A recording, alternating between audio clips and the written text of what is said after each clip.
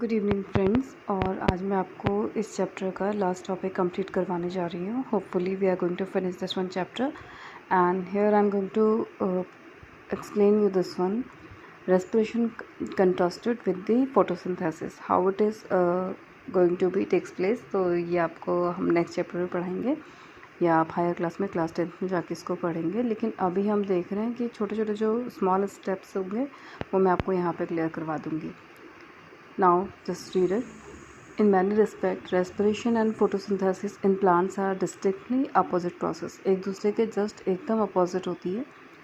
The requirement of one are the product of the other and therefore they are complementary to each other. Way complementary भी होते हैं और opposite भी होते हैं क्योंकि इनके जो product होते हैं वो दूसरे की requirement होती है दूसरी process का। This is the reason why we cannot conduct an experiment on plant respiration during daytime। हम डे टाइम में हम क्यों नहीं रेस्पिरेशन को कंडक्ट कर पाते हैं, उसका डेमोन्स्ट्रेशन क्यों नहीं कर पाते हैं? बिकॉज हमें नहीं पता चलता कि कार्बन डाइऑक्साइड रिलीज़ हो रहा है या नहीं हो रहा है रेस्पिरेशन में। This is because of the carbon dioxide release during respiration is utilize in the photosynthesis process. So we can not demonstrate the release of the carbon dioxide in respiration during sunlight as the two process occur simultaneously। Clear? So here it is given the fundamental differences between plant respiration and photosynthesis are given in the table below. Here you can see that this one is the table. Now we'll discuss about it. Respiration opposite the photosynthesis, how it is opposite, मतलब दोनों opposite हैं एक दूसरे के points में हमें यहाँ पे हमें पता चल जाएगा।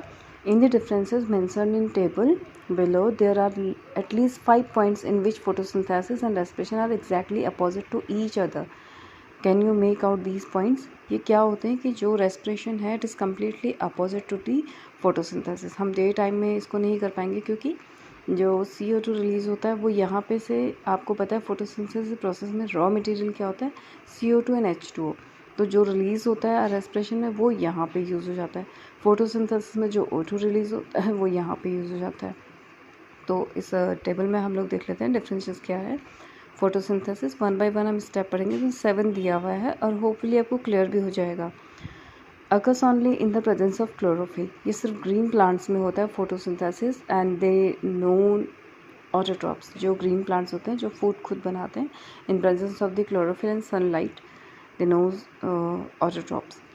अकर इन ऑल लिविंग सेल्स, और रेस्पिरेशन जो होता है वो हर लिविंग सेल्स में होता है। Second point is here occur only in the presence of light, जो फोटोसिंथेसिस होता है ये डे टाइम में होगा लाइट की प्रेजेंस में। And respiration occur at all the time. Uses carbon dioxide and water, this is the raw material. Uses oxygen and glucose, तो here you can see that carbon dioxide यहाँ पे ज़रूरी है, यहाँ पे ऑक्सीजन ज़रूरी है, और जो इसका प्रोडक्ट है वो यहाँ यूज़ हो रहा है, जो यहाँ प्रोडक्ट है वो यहाँ यूज़ हो रहा है। Oxygen is released as an end product. Now you can see that oxygen is used here as the end product and carbon dioxide is used here. So आप यहाँ पे देख सकते हैं कि दोनों के जो रॉ मटेरियल हैं वो कौन है और यहाँ पे जो प्रोडक्ट है वो कौन है। Clear? Light energy is converted into chemical energy and stored. यहाँ पे फूड क्या होता है, फूड प्रिपेयर्ड होता है और वो लाइट एनर्जी जो होती है उसको कन्वर्ट कर देता है केमिकल एनर्जी में और स्टोर्ड हो जाता है as a food in the plants. Chemical energy is partially converted into heat and partially into useful energy for various activity. यहाँ पे रेस्पिरेशन में जो हीट्स जो प्रोड्यूस होती है वो क्या हो जाता है, थोड़े बहुत एक्टिविटी के लिए यूज़ हो जाता है। Now next is result in gain in weight. Photosynthesis के बाद क्या होता है, यहाँ पे क्या होता है, वेट जो होता है वो थोड़ा सा बढ़ जाता है, गेन करता है वेट को। And in case of the respiration result in weight loss. The last one is food glucose manufactured, it is a constructive और anabolic process. We can say that constructive mean यहाँ पे construct होता है food. Clear? and it is result in weight loss. Food glucose broken down into oxidized, destructive or catabolic.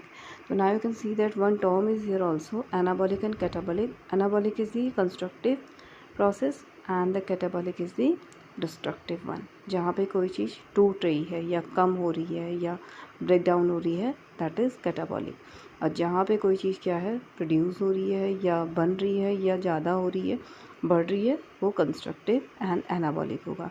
तो hope आपको ये सारे points clear हो गएंगे, how photosynthesis and respiration is different और just completely opposite to the each other. Clear?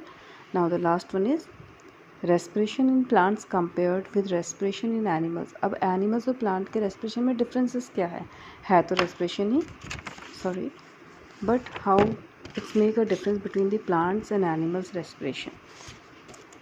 Now the basic aspect of the respiration are some in all organisms. However, there are some differences in respiration in plants and animals. For example, in plants में क्या होगा? There is no gases transport. The respiratory gases simply diffuse in and out by cell to cell diffusion. I'm sorry. In animals the blood transport respiratory gases.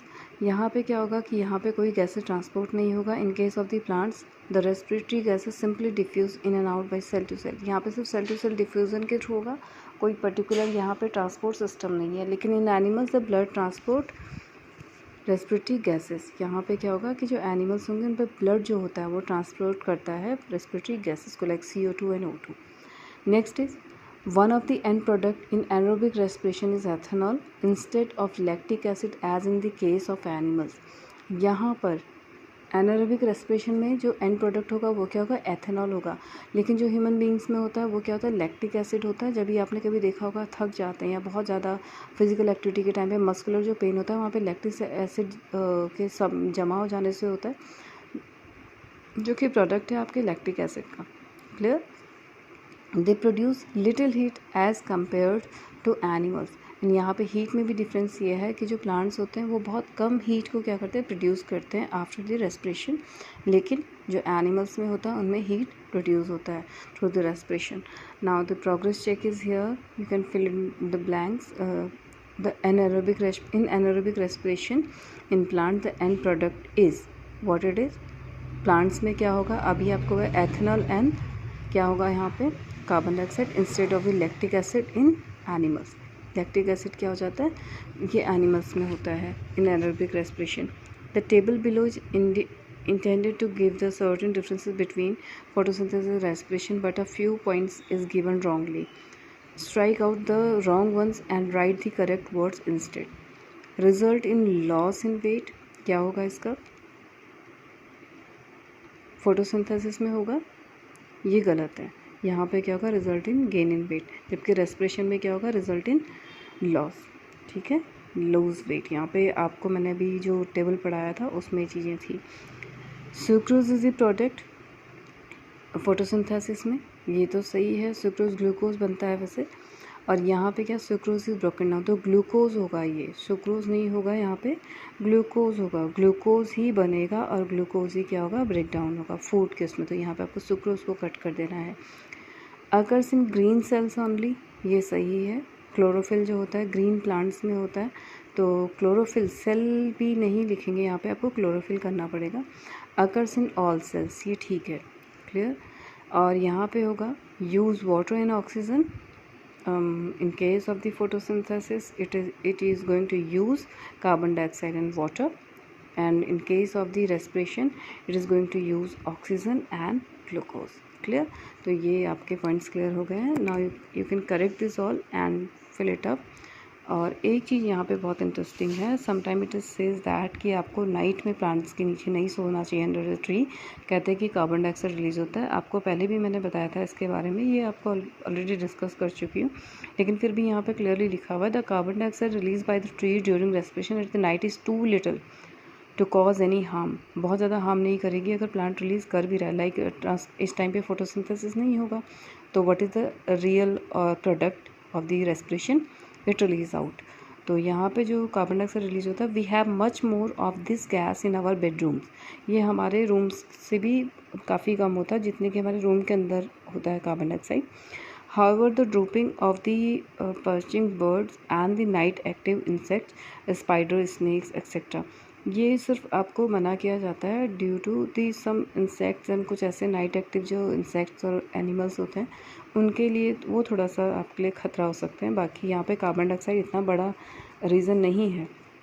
Are real dangers but believe it, there are no ghost और spirit resting on the trees. तो यहाँ पे बहुत ही ऐसा भी आपको fact they दिया हुआ है कि ऐसा कुछ नहीं है कि गोस्ट है या कोई स्पिरिट रहता है पेड़ के ऊपर।